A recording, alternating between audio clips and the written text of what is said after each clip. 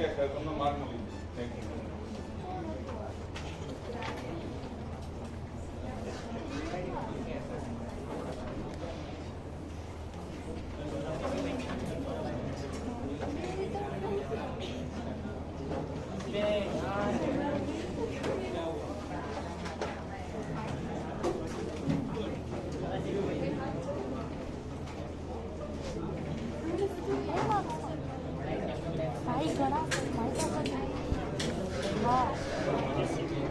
Silence. So problem number 4 indicates pentagon pyramid is having axis length 80 mm and age of 30 mm.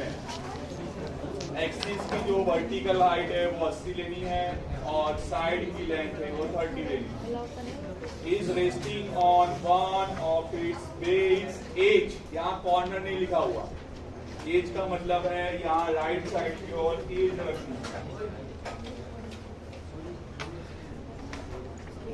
अब pentagon draw करना है तो पहले आपको एज रेफरेंस में ड्रॉ करें 30 mm के रिस्पेक्ट में.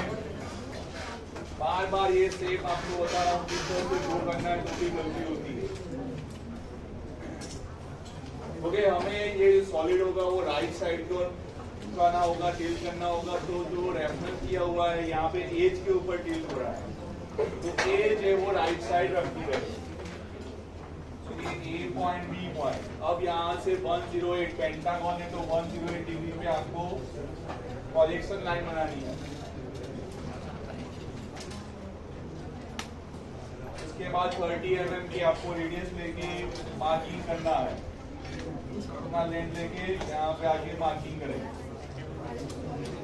इसी तरह यहाँ पे नीचे की जो मार्किंग मिल रहा है उसको सिमिलर डायमेंशन से आगे की ओर मार्क करें.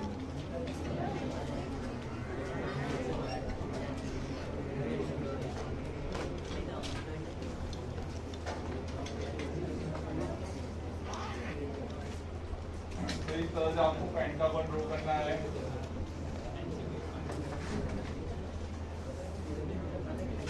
ऑन एचपी के ऊपर पड़ा हुआ है तो नीचे एक्स वाई लाइन से नीचे से स्टार्ट करना है.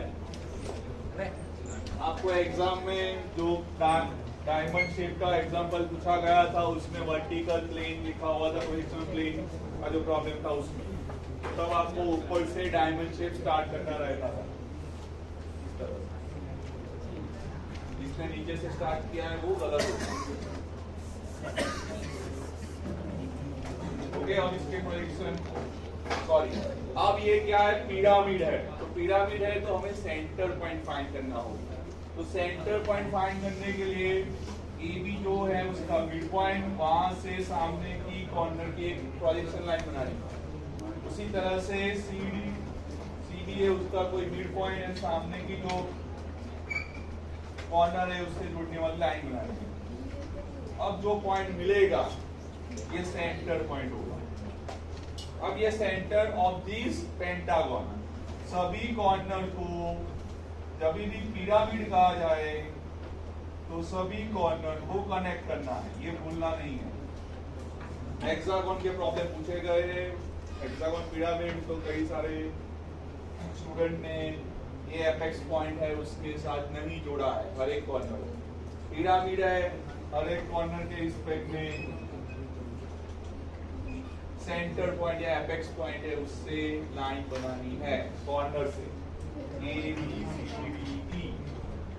ये जो गलती आप दोहरा रहे हैं उसके हम डिस्कस कर रहे हैं साथ में, ये प्रॉब्लम भी कंप्लीट करते जा रहे. अब यहाँ पे आपको प्रोजेक्शन लेने हैं. ए जो होगा ए डैश बी डैश. फिर ये प्रोजेक्शन लेंगे उसके पॉइंट मिलेगा सी डैश ई डैश. यहाँ से प्रोजेक्शन लेके जो पॉइंट मिलेगा वो पॉइंट होगा डी डैश.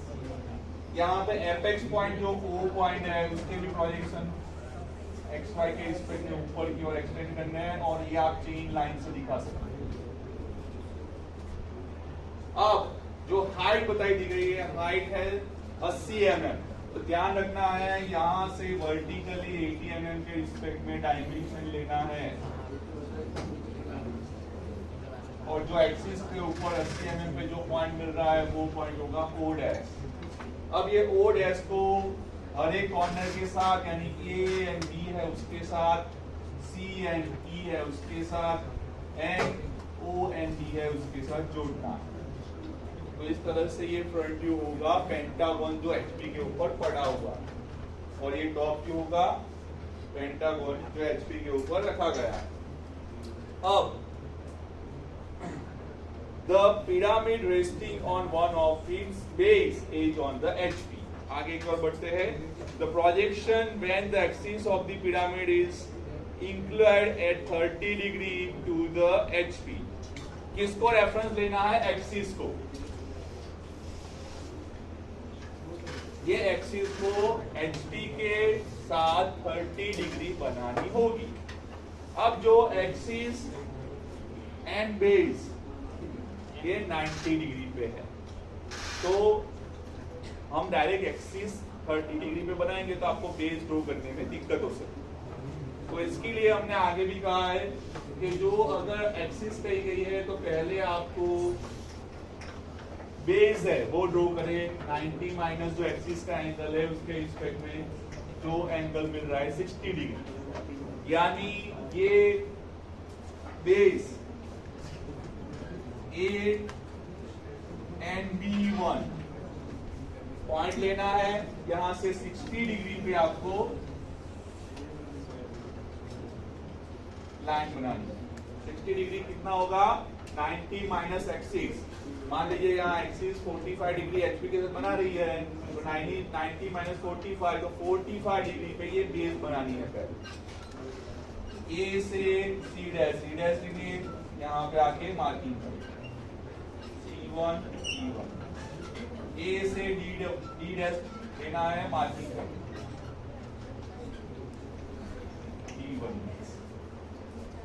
अब जो एक्सिस का पॉइंट है वो भी आपको रेफरेंस देना है, यहाँ इतना डिस्टेंस लेके यहाँ पे आके मार्किंग करें।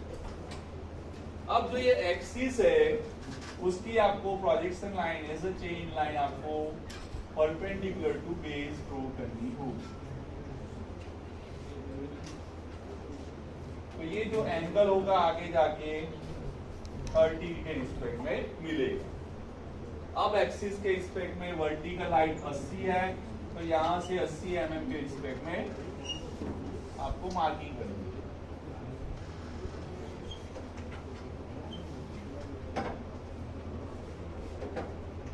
O1 dash. अब जो लाइन यहाँ सॉलिड है तो सॉलिड रखनी है, तो सभी सॉलिड ही लाइन है। हर एक कॉर्नर को एपेक्स पॉइंट के साथ जोड़ना। तो इस तरह से ये 30 डिग्री एक्सिस टिल्ट हो रही है वो हमने बनाया।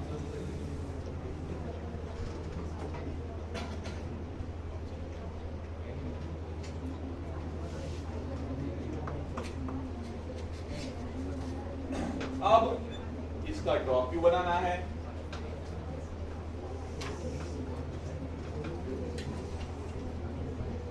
ये apex point O and O1 के रिस्पेक्ट में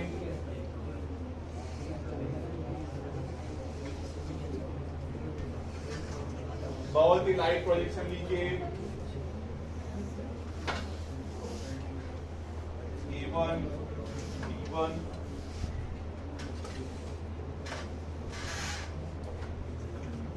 C1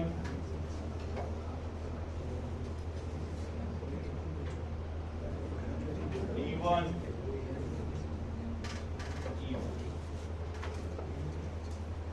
जब भी सॉलिड प्रोजेक्शन सॉलिड के प्रॉब्लम होते हैं तो पहले आउटर, जब टिल्टिंग के रिस्पेक्ट में आप कोई व्यू बनाना चाहते हैं दूसरी ओर, तो पहले आउटर लाइन कनेक्ट करनी है, आउटर पॉइंट कनेक्ट करना है। जैसे कि C से D वो बाहरी पॉइंट है, D से E एंड C से O।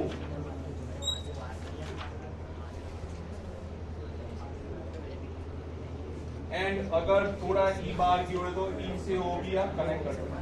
अभी मैंने ये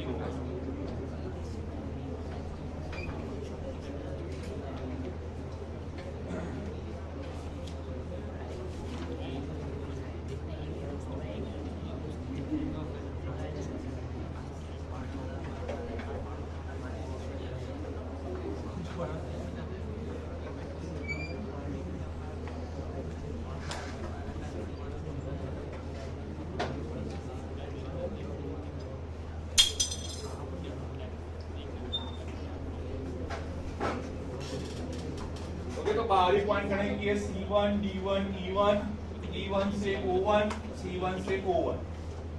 अब अंदर के पॉइंट हम ऑब्जर्व करेंगे कि अंदर के पॉइंट क्या है A एंड B।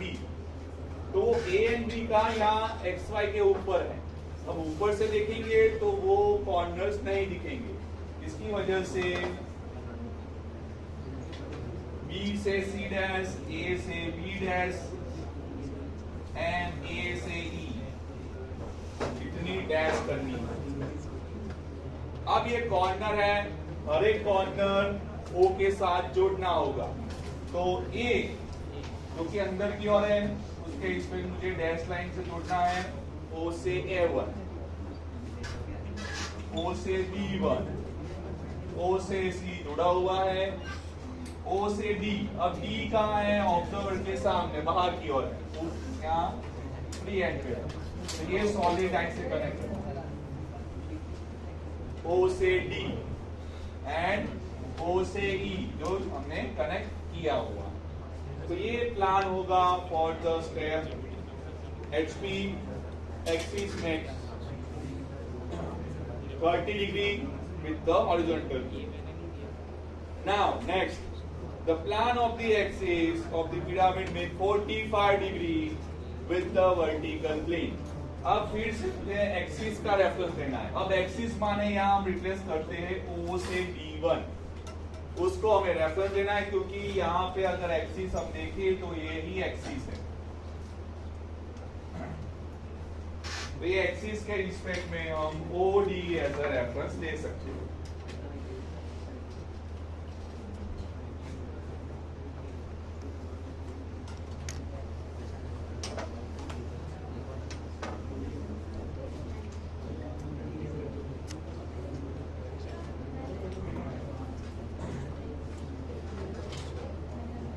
यही एक्सिस है।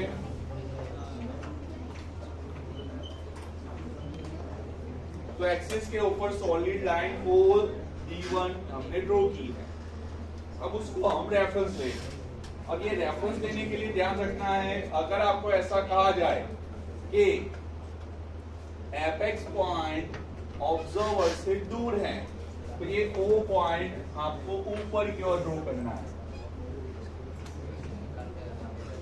अगर ऐसा कहा जाए एपेक्स पॉइंट ऑब्जर्वर के नजदीक है तो ये O पॉइंट यहाँ पे होना चाहिए। Okay, clear? ये भी कंडीशन अगर बताई गई है तो उसके अनुसार आपको ड्रॉ करनी रहेगी। This apex is away from the observer.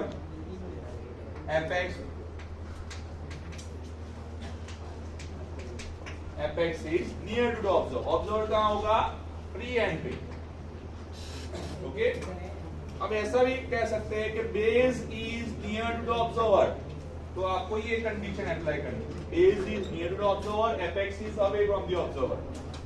Then base is away from the observer and apex is near to the observer. तो यहाँ पे कुछ भी कंडीशन नहीं बताई गई है, तो आपको बाय डिफॉल्ट बेस है वो हम ऑब्जर्वर के नजदीक रखेंगे, यहाँ पे एपेक्स पॉइंट है वो ऑब्जर्वर से दूर रखेंगे। इसकी वजह से जो बेस है पूरा सॉलिड लाइन से हम देख सके या ड्रॉ कर सके।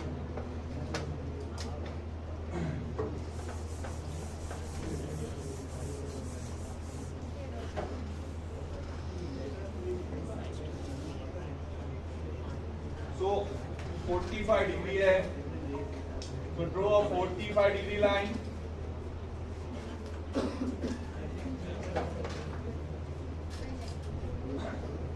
डिग्री लाइन के ऊपर पहले हम O एंड D1 मार्क करेंगे। O1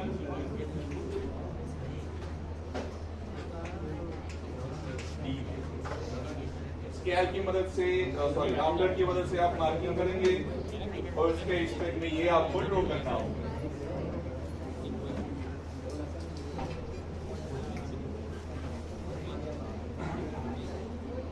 इसके बाद यही जो ड्राइंग है जैसी उसकी एजिस है, डैश है तो डैश रखनी है, सॉलिड लाइन से ड्रॉ की है सॉलिड लाइन रखनी है। पहले हमें पॉइंट फाइंड करना है, तो आपको O एंड D1 पॉइंट पता है, उसकी मदद से आपको बाकी के A, B, C E point find करना है। तो 1 by 1 आप ले सकते हैं। O से E1 डिस्टेंस, O से E1 डिस्टेंस सेम होगा। यहां से आपको 8 लगानी है दोनों ओर। देन D से C1 distance equal to D से E1 डिस्टेंस। D पे आइए, मार्क करिए, यहाँ पे आके मार्क करिए। फिर इज C2, ये होगा D2, E2 is considered as a E2। Now O से D1 A1 दोनों की रेडियस सेम होगी। यहाँ पे आके आर्क लगाइए। Then D से D1 इक्वल टू A1, यहाँ पे आके आर्क लगाइए। यहाँ पे पॉइंट होगा B2, यहाँ पे पॉइंट होगा A2। अब जैसा ये लाइन है वैसा ही आपको यहाँ पे ड्रॉ करना है। सॉलिड है तो सॉलिड रखिए, डैश लाइन है तो डैश रखिए।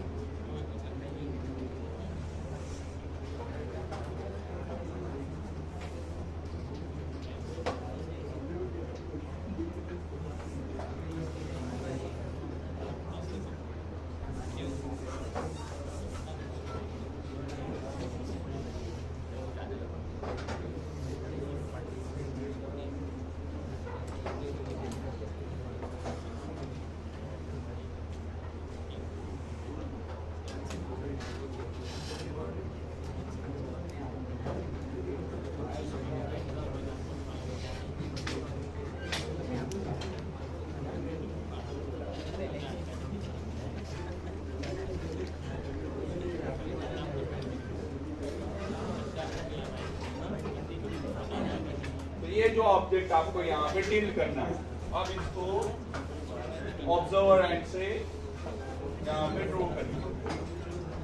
1 by 1 पोजीशन लीजिए। O2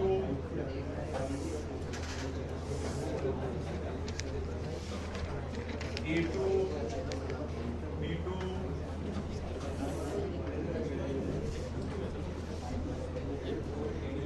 C2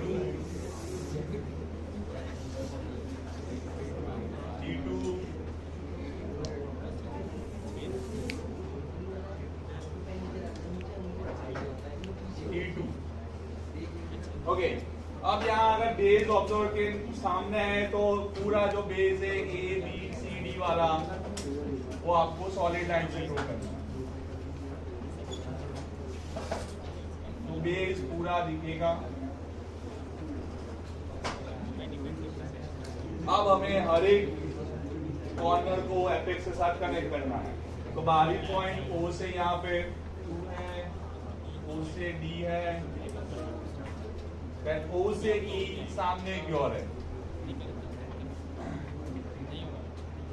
अब कौन सा पॉइंट अंदर की ओर है? तो B पॉइंट। तो B और O को जोड़ने वाली डैश वाली लाइन बनानी। देन C, O से C 2 को जोड़ने वाली डैश लाइन। तो इस तरह से ये आंसर ड्रॉ किया जाए।